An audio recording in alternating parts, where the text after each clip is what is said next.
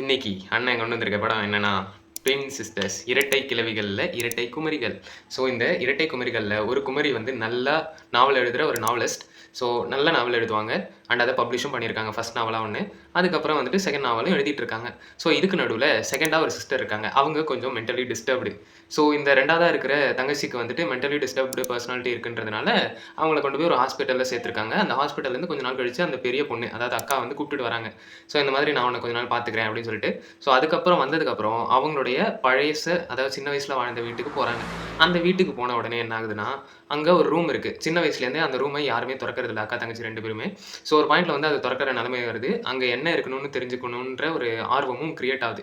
So அந்த ரூமை திறந்ததுக்கப்புறம் என்ன ஆச்சு, அதுக்கப்புறம் வந்து இந்த மென்டலி டிஸ்டர்ப்டு கேர்ள் என்ன பண்ணாங்க, ஒருவேளை அவங்க தான் பேயோ அப்படின்னு சொல்லிட்டு நான் கதையை வச்சு யோசிக்கிறேன். நீங்கள் நிறைய பேருக்கு கிளைமேக்ஸில் ஒரு மாதிரி சின்ன ஷாக் எலிமெண்ட் வச்சு முடிச்சிருப்பாங்க. ஆக்சுவலாக இது வந்து ஒரு 1.5 மணி நேரம் ஓடுற ஒரு படம் தான், சின்ன படம் தான். ஆனால் இதில் 1 மணி நேரம் 10 நிமிஷம் உருட்டி உருட்டி உருட்டி உருட்டி கொண்டு போய் ஒரு மாதிரியாக தான் அந்த 1 மணி நேரம் 10 நிமிஷமும் முடியும். அது முடிஞ்சதுக்கப்புறம் அந்த கிளைமேக்ஸ் ட்விஸ்டோட வச்சப்போ ஒரு மாதிரி படத்தையே உள்ட்டா அடிச்சு நல்ல படமா இருக்குல்ல அப்படின்ற மாதிரி ஒரு ஃபீல் கொடுத்துரும். எனக்கே அப்படி தான் இருந்தது. ஒரு ஸ்லோ பர்னிங் ஹாரர் த்ரில்லர் பார்க்குறவங்களுக்கு மேபி இந்த படம் ட்ரை பண்ணி பாருங்க.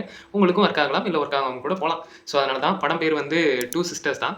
2019 ரிலீஸ் ஆயிருக்கு. ஆப்வியஸாக ட்ரை பண்ணி பாருங்க. மேபி ஒன் டைம் பார்த்தீங்கன்னா கூட உங்களுக்கு ஒர்க் ஆகும். அண்ட் இதில் ஃப்ளாஸ்னு சொல்லிக்கிற அளவுக்கு அந்த ஸ்லோனஸ் மட்டும் தான் கொஞ்சம் ஃப்ளாவாக தெரிஞ்சது. அண்ட் அதுக்கப்புறம் கிளைமேக்ஸ் ஆப்வியஸாக நீங்கள் யாருமே எதிர்பார்த்துருக்க மாட்டீங்க, நானே எதிர்பார்க்கல. அந்த மாதிரியாக தான் இருந்தது. ஒரு மாதிரி நல்ல படம். அவ்வளோதான். வரட்டா, பை பை.